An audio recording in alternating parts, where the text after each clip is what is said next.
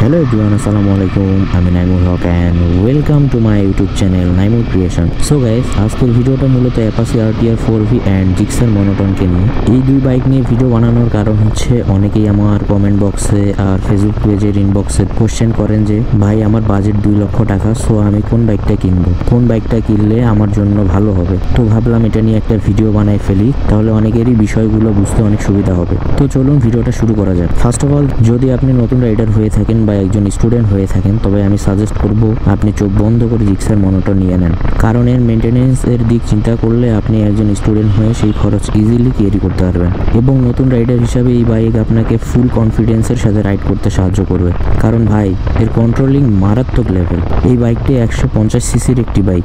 এই বাইকের maximum power হলো 14.60 bhp এবং এর ম্যাক্সিমাম টর্ক হচ্ছে 14.00 নিউটন মিটার।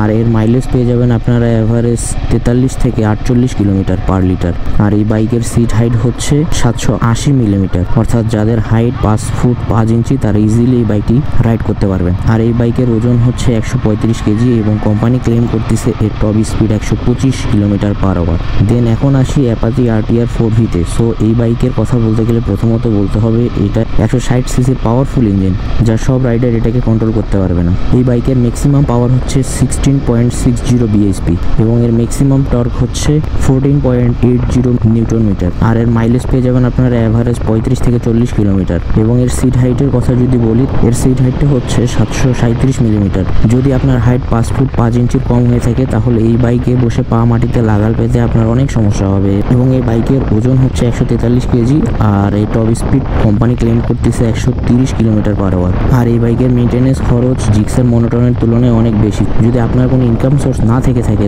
তবে এই বাইক আপনার না নেওয়াই ভালো। আর একজন নতুন রাইডারকে এই বাইক আমি নেওয়ার জন্য কখনোই সাজেস্ট করব না, কারণ হচ্ছে এই বাইকের হঠাৎ গতিতে ব্রেকের সময় চাকা প্রচুর স্কেট করে, যা একজন নতুন রাইডারের জন্য খুবই বিপজ্জনক। একজন নতুন রাইডার সবসময় চায় তার শখের বাইকটি কেনার পর প্রথম একটু স্পিডে রাইড করি, বাট এই বাইক নতুন রাইডার হিসাবে আপনাকে কন্ট্রোলিংয়ে অনেক প্রবলেম ফেস করাবে।